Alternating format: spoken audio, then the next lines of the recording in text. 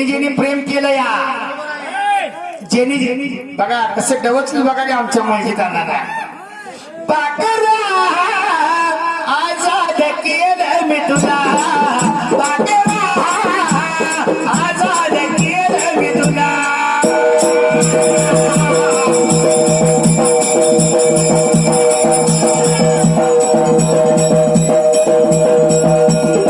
अगं स्वार्थासाठी ठेवलं नाती नव्हती तुझी